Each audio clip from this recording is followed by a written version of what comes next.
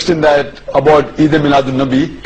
آپ دیکھیں گے کہ ہمارے مسلم معاشروں میں جتنے ہیں خصوصاً انڈیا، پاکستان اور ممالک میں کہ ایک عید میلاد النبی منایا جاتا ہے، وہ birthday of the profit.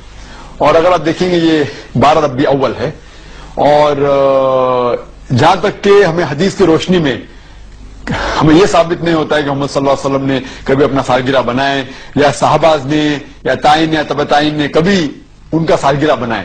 تو جب محمد صلی اللہ علیہ وسلم نے کبھی کہا نہیں کہ میرا سالگرہ بناؤ، یا کبھی صحابہ نے نہیں بنائے، اور اگر آج ہم ان کا سالگرہ بناتے تو یہ بدعت ہو جاتا ہے. تو سالگرہ بنانے کی کوئی ضرورت نہیں ہے، ایسا کوئی اسلام ایک مذہب کے اندر نہیں ہے، قرآن میں بھی نہیں، شریعہ میں نہیں. یہ ایک ویسٹرن کلچر ہے کہ ہمیں سالگرہ بنانا چاہیے. اور یہ اللہ سبحانہ و تعالی کی طرف سے کہ اگر آپ غور کریں گے 12 ربیع اول محمد صلی اللہ علیہ وسلم کا برتھ ڈے بھی ہے، اور ساتھ ساتھ ان کا انتقال بھی 12 ربیع اول میں ہوا.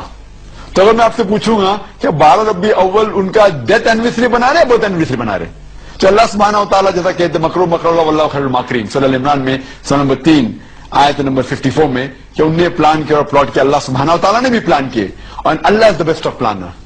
ماشاءاللہ. صحیح بخاری سے بولے تو اللہ کی کتاب کے بعد اس کتاب کی اہمیت. اچھا ٹھیک ہے بتائیے. تو صحیح بخاری کی روایت ایک صاحب دینے لگے کہ عید میلاد النبی منانا افضل ہے، اس کا ثواب ہے، اس دن مغفرت ہوتی ہے. وہ کیسے؟ بہت بڑے ڈاکٹر صاحب وہ بھی ٹی وی پہ آتے ہیں، بیچارہ اللہ رحم کرے ان پر. وہ شروع دلیل دے رہے ہیں. کیا دلیل ان کی؟ کہ عباس رضی اللہ عنہ کے خواب میں ابو لہب آیا. تو عباس رضی اللہ عنہ پوچھا ابو لہب کیسے حالات ہیں جہنم میں، مطلب اپنے بھائی سے خیر خیریت لے رہے جہنم کی. تو عباس رضی اللہ عنہ فرماتے ہیں کہ میں نے پوچھا، خواب کی بات ہے یاد رکھیے، یہ خواب دیکھا انہوں نے کہ اپنے بھائی کو انہوں نے دیکھا، اور پوچھا ابو لہب کیسے حالات ہیں. تو کہا رفاقہ نہیں ملا یہاں بھی، دنیا میں میں خلاف تھا لیکن یہاں سکون نہیں ملا، جہنم میں گیا میں، لیکن ایک دن تھوڑا سا مجھے رفاقہ مل جاتا ہے، تھوڑی ڈھیل ملتی ہے. کہا کس دن؟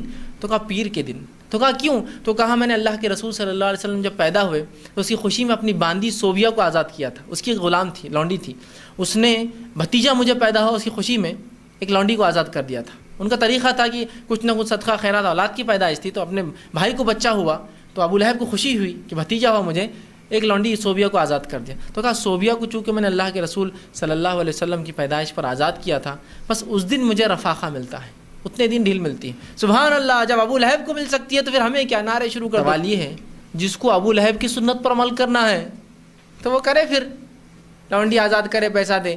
لیکن عمر کی سنت، ابو بکر کی سنت بھی یہ نہیں ہے، عمر کی بھی نہیں ہے، عثمان کی نہیں ہے، علی کی نہیں، اس لیے کہ رشتہ دار اس لیے ان کا نام خاص لے رہا ہوں. نہ حسن اور حسین کی ہے، نہ فاطمہ ہے رضی اللہ عنہ اجمعین، ان تمام کی تو نہیں ہے، نہ ہی رسول اللہ کی مہر ہے. تو اب جس کو ابو لہب کی سنت پہ عمل کرنا ہے وہ کرتا رہے پھر. اور جس کو صحابہ کی جو ہمیشہ کی جنت چاہتے تھے، ایک دن کا رفاقہ جہنم میں نہیں چاہتے تھے، ان کی سنت تو یہاں موجود ہے. یہ ہمیشہ کی جنت چاہ رہے ہیں نا، ایک دن کا جہنم کا رفاقہ چاہنے والے لوگ ہیں. تو ابو لہب کی سنت ہے کہ بھائی ایک دن خوب جشن منا لے، جہنم میں جائیں گے، ایک دن بچ جائیں گے بس. اگر یہ حدیث کو صحیح بھی لے لے تو اس سے پتہ یہ چل رہا کہ عید میں اچھا اس کو بھی ایک دن رفاقہ مل رہا پیر کے دن، ان کو بھی ایک ہی دن رفاقہ ملے گا. پھر تو ہم یہ چاہ رہے کہ ایک دن کا رفاقہ، ہم تو ہمیشہ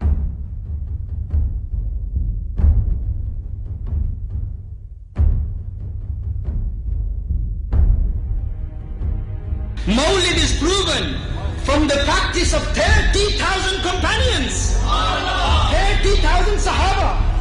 30,000 Sahaba were present in this gathering, in the house of Allah. And no one said it's a bid'ah. No one said it's shirk.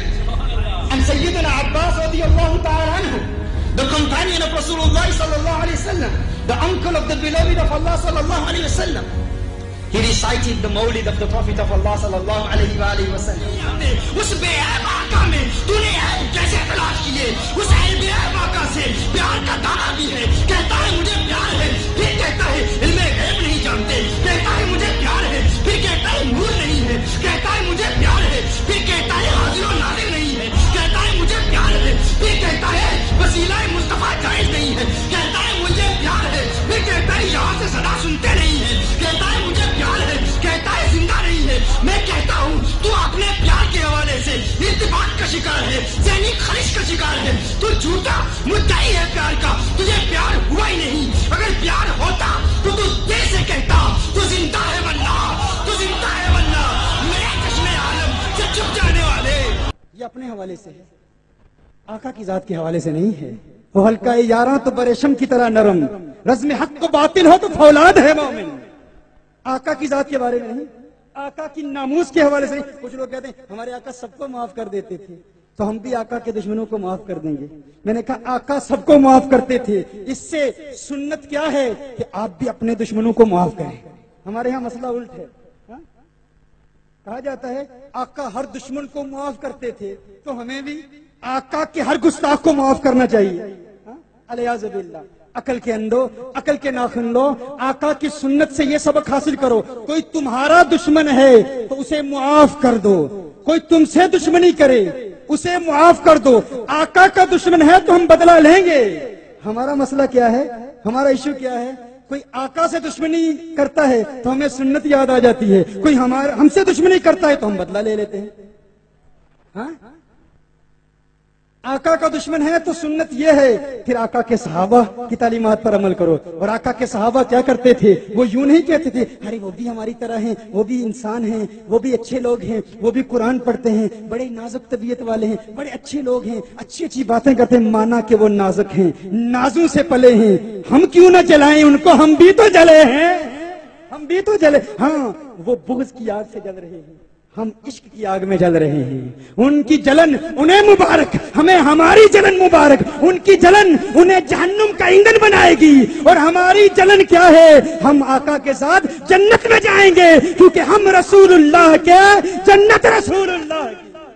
کیونکہ کرنوں بدلی رسولوں کی ہوتی رہی، چاند بدلی کا نکلا ہمارا نبی. کرنوں بدلی رسولوں کی ہوتی رہی، چاند بدلی کا نکلا ہمارا نبی. جس بجھ گئی جس کے آگے سبھی مشعلیں، شمع وہ لے کے آیا ہمارا نبی. کیا خبر کتنے تارے کھلے چھپ گئے پر نہ ڈوبے نہ ڈوبا ہمارا نبی. حوالے سے بھی بتا دوں، یہ بھی ذہن میں ایک خیال آ سکتا ہے کہ عیسیٰ علیہ السلام تو آئیں گے نا، لیکن ہم جب ختم نبوت پر کلام کرتے ہیں ہم کیا کہتے ہیں کہ نبی کریم صلی اللہ علیہ وسلم کے بعد کوئی نبی نہیں ہے.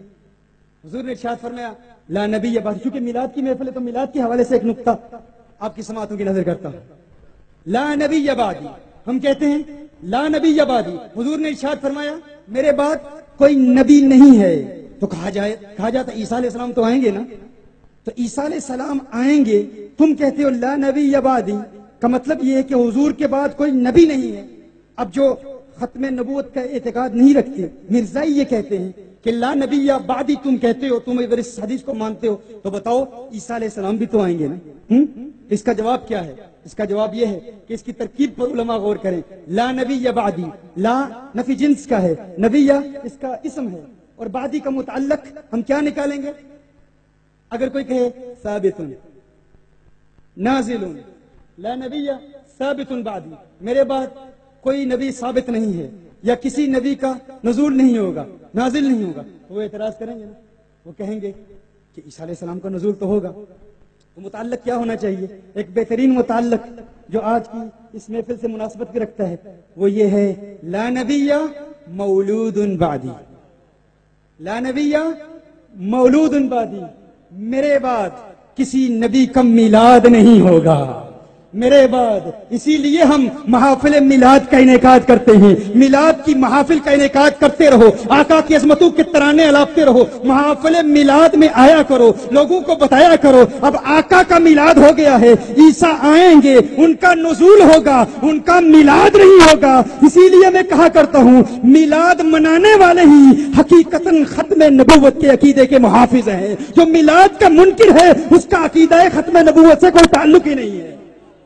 سے محسوس ہوتا ہے، معلوم ہوتا ہے کچھ لوگ محافل میلاد کا انکار کیوں کرتے ہیں، ختم نبوت کی کانفرنس کا انکار تو کرتے ہیں، لیکن محافل میلاد سے دشمنی کیوں ہے؟ لا نبی مولود بعدی. آج کے بعد کوئی کہے کہ قادیانی کہتے ہیں کہ عیسیٰ آئیں گے، کہو آؤ 12 ربیع الاول کی محافل میں آؤ، اور یہ محافل تو پورا سال جاری رہتی ہیں. اہل سنت کی محافل میں آؤ، ہم تمہیں بتائیں گے محفل میلاد کا انعقاد کر کے ہم کہتے ہیں آخری نبی کا میلاد ہو گیا ہے، عیسیٰ آئیں گے ان کا میلاد نہیں ہوگا، میلاد ہمارے آقا کا ہوا ہے۔ اسی لیے ہم بڑے وثوق اور یقین اور اعتماد کے ساتھ محافل میلاد کا انعقاد کرتے ہیں، اور پھر ڈنکے کی چوٹ پہ کہتے ہیں نثار تیری چہل پہل پہ ہزاروں عیدیں ربیع الاول سوائے ابلیس کے جہاں میں سبھی تو خوشیاں منا رہے ہیں۔ عیسیٰ علیہ السلام آئیں گے۔ اب دیکھیے اس کے بعد کیا ہوگا، بڑا طویل اس پر کلام ہو سکتا ہے، لیکن میں صرف یہ بتاؤں کہ پھر وہ وقت آئے گا جب اس پوری دنیا میں کوئی ایک بھی کافر نہیں ہوگا، حضور کے کلمے کا کوئی ایک بھی منکر نہیں ہوگا، سارے مسلم ہوں گے، سارے لا الہ الا اللہ محمد الرسول اللہ صلی اللہ علیہ وسلم پڑھنے والے ہوں گے۔ آج پاکستان میں مسلمان بھی ہیں، غیر مسلم بھی ہیں، دیگر ممالک میں جائیں، امریکہ میں جائیں، آپ آسٹریلیا میں جائیں، یورپ میں جائیں، ہر جگہ آپ کو غیر مسلم ملیں گے، لیکن میرے آقا کی مانوی اولاد کی کثرت دیکھ لیں، کیسی اولاد عطا فرمائے گا کہ پوری دنیا میں کوئی بھی محمد الرسول اللہ کا منکر نہیں ہوگا۔ اچھا یہاں ایک اور جملہ بھی بتا دوں، جب عیسیٰ علیہ السلام آئیں گے اس کے بعد امام مہدی جو حضور اکرم صلی اللہ علیہ وسلم کے بیٹے ہیں، حسنی حسینی سید ہیں، ان کی موجودگی میں پوری دنیا میں سب کلمہ پڑھنے والے ہوں گے۔ اور یہ بھی آپ کو بتا دوں کوئی بدعقیدہ بھی نہیں ہوگا، کیوں عیسیٰ علیہ السلام ہر بدعقیدگی کو ختم کریں گے، ہر کفر کو ختم کریں گے، سب کفر، ہر قسم کے کفر کو ختم کرنے کے بعد عیسیٰ علیہ السلام ایک کام کریں گے۔ مسند ابو یعلا کی ایک روایت ہے، میرے آقا نے ارشاد فرمایا عیسیٰ مدینہ المنورہ میں آقا کی بارگاہ میں حاضری کا شرف حاصل کریں گے، آقا کی بارگاہ میں حاضر ہوں گے، اور کیا کریں گے؟ حضور کے مزار پر حاضر ہوں گے، حضور کے دربار پر حاضر ہوں گے۔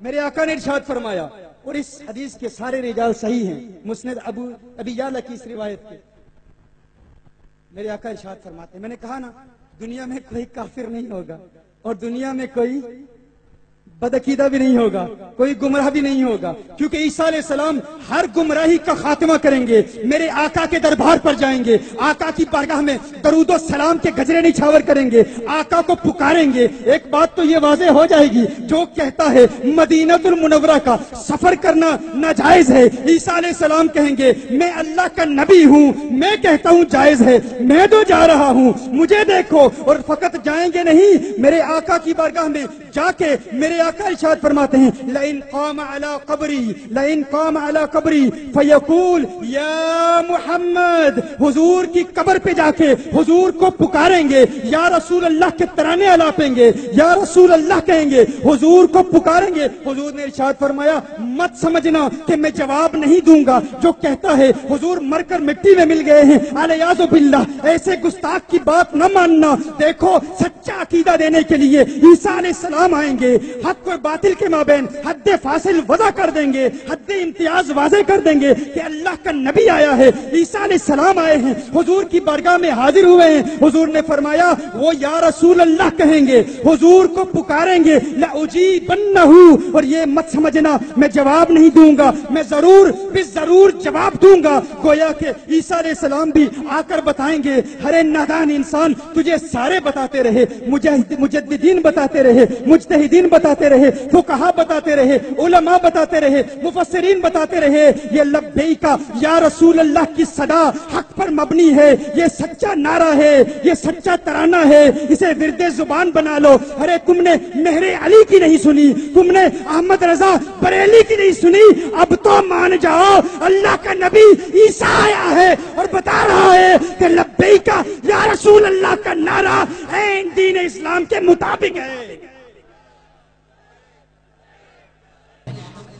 جو بھی مقصود ہو نا، اس کا جو ذریعہ ہے، ذریعہ مقصود کو شامل ہوتا ہے۔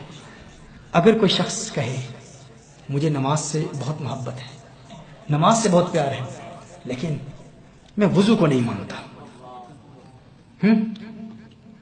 وضو ناجائز ہے، وضو نہیں کرنا، لیکن نماز سے مجھے بڑا پیار ہے، ہاں، تو ہم کیا کہیں گے؟ ہم کہیں گے ذریعہ مقصود شامل مقصود ہے، یعنی یہ بندہ دراصل نماز کا دشمن ہے، اسے پتہ ہے کہ وضو کے بغیر نماز ہوتی نہیں۔ اگر نماز کے خلاف براہ راست بولے گا تو لوگ کہیں گے یہ لوگوں کو بے نمازی بنا رہا ہے۔ یہ کہہ رہا ہے مجھے نماز سے بڑا پیار ہے، نماز سے بڑی محبت ہے، نماز سے دیوانگی کی حد تک مجھے پیار ہے، نماز پڑھتا ہوں، وضو جائز نہیں، وضو جائز نہیں ہے۔ ہم کہیں گے جب وضو ہی نہیں ہوگا تو نماز کیسے ہوگی؟ ہاں، تو ذریعہ مقصود شامل مقصود ہوتا ہے. کچھ لوگ جو نماز کے دشمن ہیں، نماز کے خلاف بات نہیں کرتے، وضو کے خلاف بات کریں تو آپ سمجھ جائیں گے اسے وضو سے کوئی دشمنی نہیں، اصل دشمنی نماز سے ہے. این اسی طرح کچھ لوگ کہتے ہیں ہمیں اللہ کے محبوب سے بڑا پیار ہے، بڑا عشق ہے، حضور سے ہمیں پیار ہے. میلاد کا انعقاد نہیں کرنا. بھائی کیوں نہیں کرنا؟ میلاد ناجائز ہے. بھائی میلاد ہی ہے جو دلوں میں عشق مصطفیٰ پیدا کرتا ہے. یہ میلاد ہی ہے جو دلوں میں حضور اکرم صلی اللہ علیہ وسلم کا پیار پیدا کرتا ہے. میلاد سے دلوں میں حضور کا عشق پیدا ہوتا ہے، حضور کی محبت پیدا ہوتی ہے. محافل میلاد میں جذبہ بیدار ہوتا ہے. لیکن یہ شخص براہ راست نہیں کہہ سکتا، ڈائریکٹلی ہرگز نہیں کہے گا، کیونکہ یہ جانتا ہے اگر حضور کے عشق کے خلاف کلام کیا تو لوگ مجھے منہ توڑ جواب دیں گے. وہ جانتا ہے کہ محافل میلاد سے دلوں میں عشق مصطفیٰ بیدار ہوتا ہے، دلوں میں عشق مصطفیٰ پیدا ہوتا ہے. وہ جانتا ہے اگر حضور کے پیار کے خلاف کلام کیا لوگ مجھے جواب دیں گے، بولنے نہیں دیں گے. تو ایسا کرو، کوئی ایسا راستہ اختیار کرو کہ حضور کا پیار بھی ختم ہو جائے اور لوگ مجھ سے دشمنی بھی نہ کریں. جس طرح نماز کا دشمن نماز کے خلاف بولتا نہیں، بولے گا تو وضو کے خلاف بولے گا. این اسی طرح اصل میں حضور کے پیار کے دشمن ہیں، لیکن حضور کے پیار کے خلاف بولیں گے نہیں. بولیں گے تو میلاد کے خلاف بولیں گے، کیونکہ میلاد سے عشق مصطفیٰ پیدا ہوتا ہے.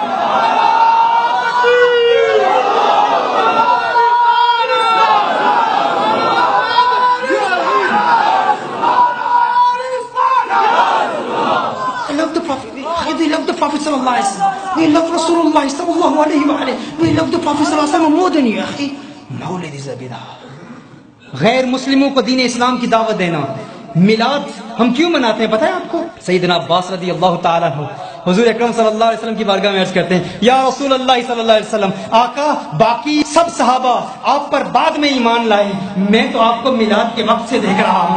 یا رسول اللہ صلی اللہ علیہ وسلم، جب آپ اپنے مہد میں ہوتے تھے، ننھے سے محمد عربی صلی اللہ علیہ وسلم، آقا جدھر آپ کی انگلی جاتی تھی چاند ادھر جایا کرتا تھا. آپ کی انگلی کو دیکھ کر چاند وقت میں آ جاتا تھا. کونین کے والی، خسرو خوباں، سیاح لا مکان، نازش ہر دو جہاں صلی اللہ علیہ وسلم، جدھر انگلی اٹھاتے چاند میرے آقا کی انگلی پر وجد کیا کرتا تھا.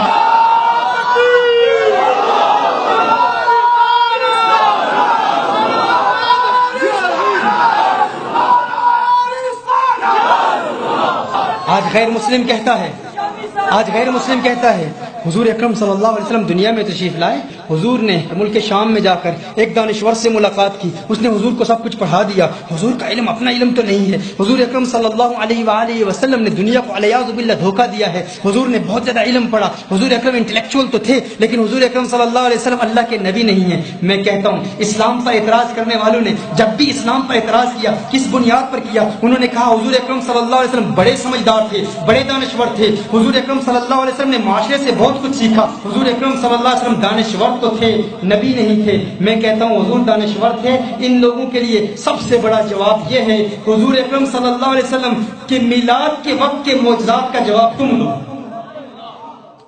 میلاد کا جواب دے سکتے ہو؟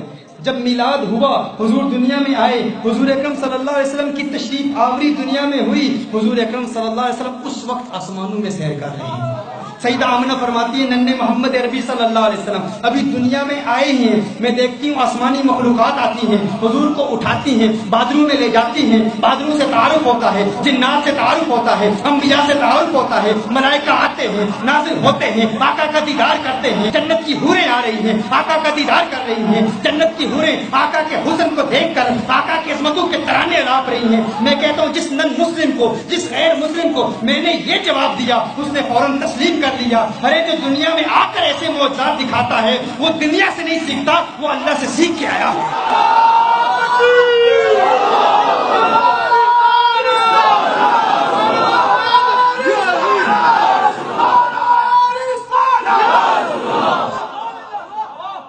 خود اللہ سے سیکھ کے آیا ہے.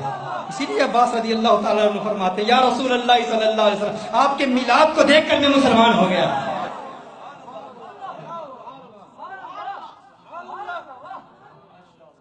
सईदा आमिना फरमाती है मेरा लाल, मेरा लखते जिगर जब दुनिया में आया ना तो कुदरती तौर पर आंखों में सुरमा किया हुआ था, सुरमा लगा हुआ था, आका का खत्मा पहले से हुआ था, बाल संवारे हुए थे, कंघी की हुई थी। क्यों कंघी की हुई थी? कि है आमिना कहीं तू ये न कहे कि मैं मोहम्मद अरबी की वालदा हूँ, यकीनन बड़े बुलंद वाला मकाम पे फाइज है, यकीनन बड़े अरफा वाला मकाम पे फाइज है, आका सल्लल्लाहु अलैहि वसल्लम की वालदा है। लेकिन है आमिना आप ये भी सुन लीजिए, मत कहना कि मैंने मोहम्मद को सवारा है, जिसे अल्लाह ने सवारा है उसे दुनिया में कौन सवारेगा? मैं कहता हूँ वो जो रब से संवर के आए हैं वो दुनिया को सवारते हैं।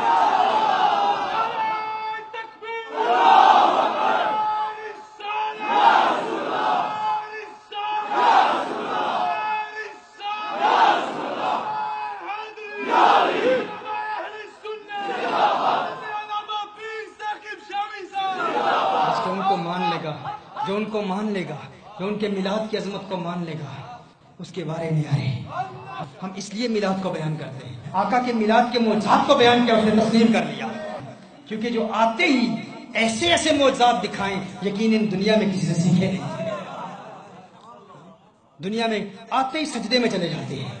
आज सईदा शफा कहती हैं हुजूर अकरम सल्लल्लाहु अलैहि वसल्लम ने सब्ज़ रंग की चादर ओढ़ी हुई है, नन्हे मोहम्मद अरबी सल्लल्लाहु अलैहि वसल्लम आते ही सजदे में चले जाते हैं। कहा मैंने कान लगा के मैंने सुना कह क्या रहे हैं, पढ़ क्या रहे हैं? आते ही रब्बी हबले उम्मती, रब्बी हबले उम्मती। आका आते ही उम्मत के लिए दुआएं कर रहे हैं। तू कहता है हर वक्त आका को याद करो, 12 रबीउल अव्वल को याद न करो। तुझे पता है कि जब अल्लाह जल्ल व अला ने जिब्रील अमीन से खिताब किया, अल्लाह ने जिब्रील अमीन से फरमाया है जिब्रील देखो मेरा हबीब दुनिया में आया है, अभी विलादत हुई है, अभी पैदाइश हुई है, अभी मिलाद हुआ है, आते ही सजदा किया, सजदा करके दुआएं कर रहा है। तो किसके लिए कर रहा है? उम्मत के लिए कर रहा है। अल्लाह ने इरशाद फरमाया है जिब्रील देख, अरे मेरा वो हबीब जो मिलाद के दिन दुनिया में आते ही उम्मत को नहीं भूला, क़यामत को कैसे भूलेगा?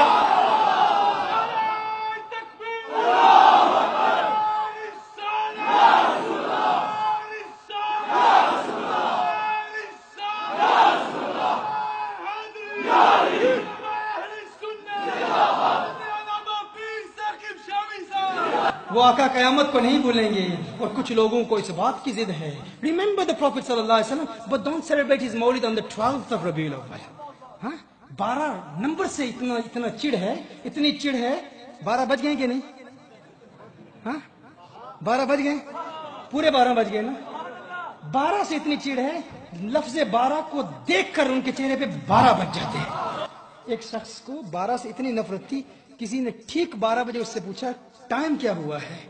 उसने कहा 11:60 हुए हैं, 11:60। हम कहते हैं ये 12 ही है, ये 12 हमें मिला। क्लॉक को देख लो, 12 से पहले क्या है? 12 से पहले क्या है? 12 से पहले क्या है? 12 से पहले क्या है? 11 है। अरे 11वीं वाली की बरकत से हमें मिलाद वाला 12 वाला मिला। और 12 के बाद देखो एक है, 11 ने 12 से मिलाया, 12 ने तौहीद का सबक पढ़ाया है।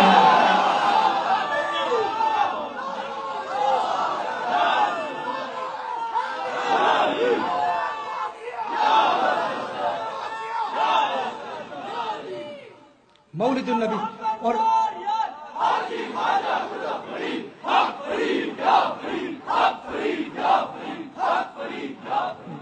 हाँ, जो 11 वाले के करीब नहीं उसने 12 वाले की अजमतों को क्या समझना है? हाँ, और जो 12 वाले की अजमतों को नहीं समझेगा वो तौहीद तौहीद कहेगा तो सही, लेकिन तौहीद की खुशबू भी उसे मुयस्सर नहीं होगी।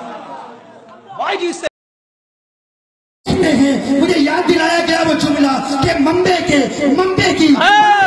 छोटी छोटी छोटे छोटे मेंढकों से लेकर छोटे छोटे मेंढकों से लेकर मंबे में फतवे देने वाले, मेरे आका के गुस्ताख, मेरे आका की तौहीन करने वाले, मेरे आका की अजमतों के तराने अलापने वालों पर जिनको बिदअत के फतवे देने वालों, कान खोल के सुन लो। अगर आते हो आओ, सवाल करो, पूछते रहो, शरारत की नीयत से नहीं, हिदायत की नीयत से तुम पूछते रहो जब तक तुम्हारे मन का मुफ्ती मुतमईन नहीं हो जाता। रब्बे काबा की कसम तुम पूछते रहोगे, हम जवाब देते रहेंगे। कुरान के जरिए, हुजूर के फरमान के जरिए, हदीस के जरिए हम जवाब देते रहेंगे। लेकिन अगर फिर بھی تمہاری تسلی نہیں ہوتی، تشفی نہیں ہوتی، تو آؤ مناظرہ کر لو بمبے کی چھوٹی چھوٹی گلیوں کے چھوٹے چھوٹے مینڈکوں سے لے کر چھوٹے چھوٹے مینڈکوں سے لے کر سعودیہ کے مگر مچھو کو لے آؤ۔ رب کعبہ کی قسم یہ ہمیں ہتھ کڑیاں کو پہنا سکتے تھے، پاؤں میں بیڑیاں کو ڈال سکتے ہیں، لیکن میدان علم میں، علم کے جنگ کے میدان میں نہ خنجر رہے گا نہ تلوار سے، یہ بازو میں